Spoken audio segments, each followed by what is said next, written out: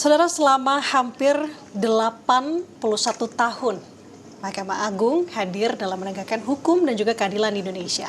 Pertanyaannya adalah, lalu bagaimana sebenarnya perjalanan Mahkamah Agung dari dulu dan kini? Untuk membahas lebih lengkap, saudara sudah bersama dengan kami pagi ini bersama dengan Kepala Badan Urusan Administrasi Mahkamah Agung, Dr. Subandi. Selamat pagi, Pak Subandi. Selamat pagi. Kabar sehat, Bapak? Alhamdulillah sehat, Mbak. Pak Subandi, kita mau tanya dulu mengenai perjalanan Mahkamah Agung selama hampir 81 tahun ini. Sebenarnya apa sih Pak yang paling sulit atau menjadi kendala begitu ya yang dihadapi oleh Mahkamah Agung selama 81 tahun ini dari sistem peradilan dulu dan juga kininya? Oke, terima kasih. Jadi dari dulu sampai sekarang ada perubahan yang signifikan dari Mahkamah Agung itu adalah perubahan menggunakan sarana teknologi informasi, yaitu dengan mendigitalisasi administrasi dan persidangan perkara di Mahkamah Agung dan peradilan. Oke, jadi digitalisasi jadi salah satu kunci perubahan dulu dan juga kini.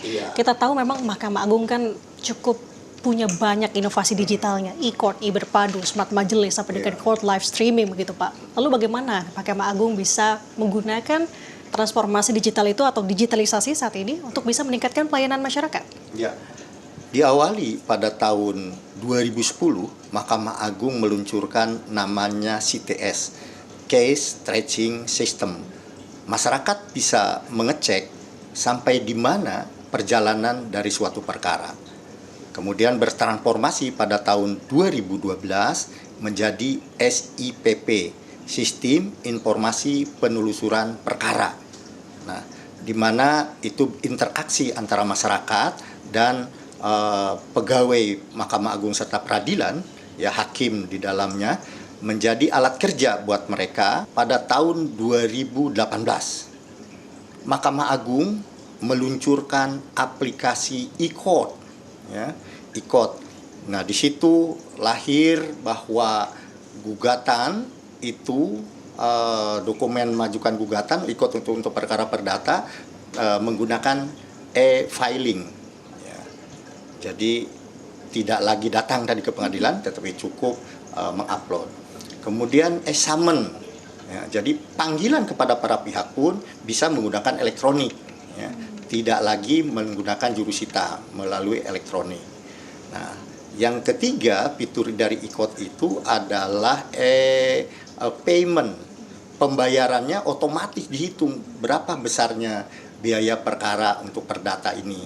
Jadi langsung bisa dibayar secara elektronik, ya. Untuk perkara pidana 2022 Mahkamah Agung meluncurkan namanya elektronik berkas pidana terpadu, ya, di mana terlibat di sana aparat penegak hukum yang lain, yaitu penyidik kepolisian, BNN, kemudian PPNS juga, penyidik pegawai negeri sipil, ya, kemudian kejaksaan juga selaku penyidik terlibat, kemudian juga melibatkan penuntut.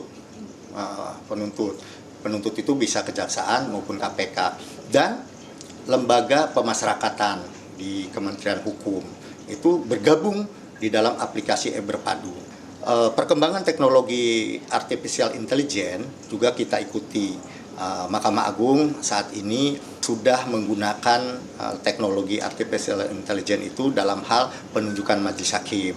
Jadi penunjukan majelis hakim namanya aplikasi Smart Majelis. Komprehensif sekali Pak Subandi, sudah menggambarkan bagaimana sebenarnya Mahkamah Agung dulu dan kini dengan tadi digitalisasinya.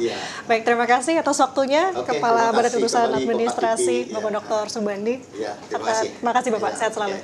Saudara, dari perbincangan tadi kita memaknai bahwa memasuki usianya yang ke-81 tahun, Mahkamah Agung tetap menjaga komitmennya untuk bisa menjaga kepercayaan masyarakat. Sekaligus juga memastikan bahwa akses penegakan hukum ini bisa dirasakan untuk semua kalangan masyarakat. Nanda Aprilia, Julia Fernando, Kompas TV Jakarta.